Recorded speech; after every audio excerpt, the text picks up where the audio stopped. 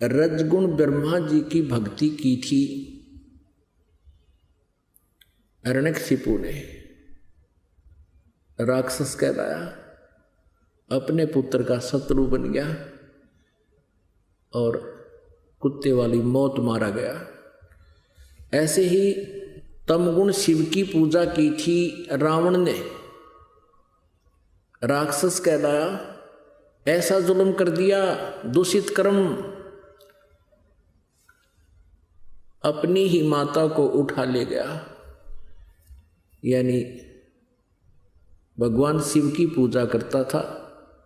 ब्रह्मा जी, विष्णु जी, शिव जी, ये तीनों भाई हैं, बड़ा ब्रह्मा, बीच वाला विष्णु, छोटा शंकर।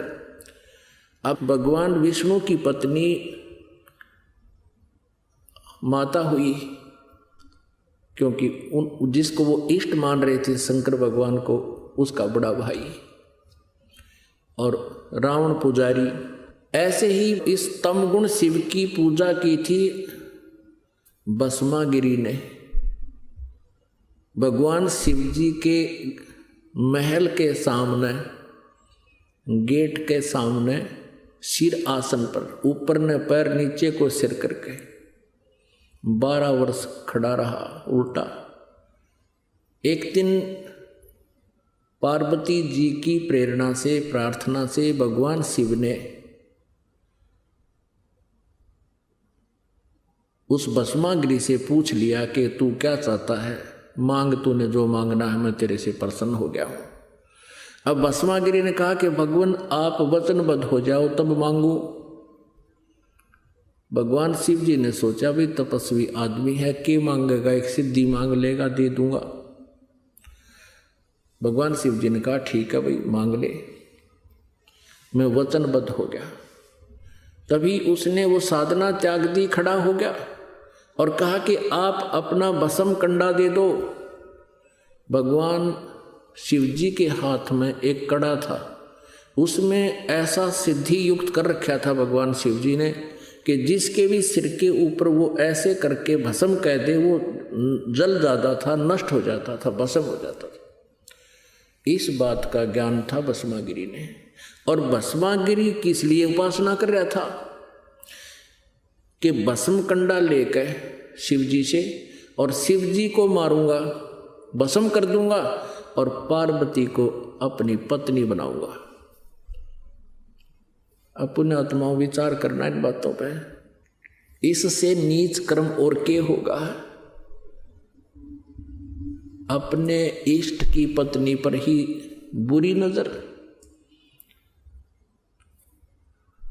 अब भगवान शिव जी को ये नहीं मालूम इस दुष्ट के मन में के कुधारना है, और इनको अमंत्रियामी कहें। ब्रह्मा विष्णु में इसको अमंत्रियामी कहा करते, इसे होया कर अंतर्यामी। और फिर इनको अविनाशी कहते थे। अब ज्यों ही भगवान शिव ने कड़ा उसको दे दिया और कहने लगा भस्मागिरी के, होले शिव जी होशियार, तुझे मारूंगा, पार्वती को पत्नी बनाऊंगा। भगवान शिव जी डर के भाग लिए, भयभीत होकर अपनी जान रक्षा के लिए दौड़ दिए, स्पीड खींच दी। आगे आगे भगवान और पाछे पाछे पुजारी जग खाट ठानते। अब ये जो अविनाशी होते, इन भागण की आवश्यकता थी? अभी तक इनके विषय में जो ज्ञान इन नकली गुरुओं ने दिया वो कति अज्ञान भर रखा हमारे अंदर। इनकी जीवनी में लिखा दास तो पढ़कर सुना रहा आपको। फिर भगवान ने पार्वती रूप बनाया, भस्मागिरी के सामने खड़े हो गए। भस्मागिरी से बोले कि रुक जाओ, अब शिव जी तो तेरे पास आएगा नहीं, उसको तो इतना भय है कि जब तक तेरे पास कड़ा है वो निकट नहीं आएगा। अब भस्मागिरी का तो उद्देश्य यही था कि पार्वती मिले मुझे।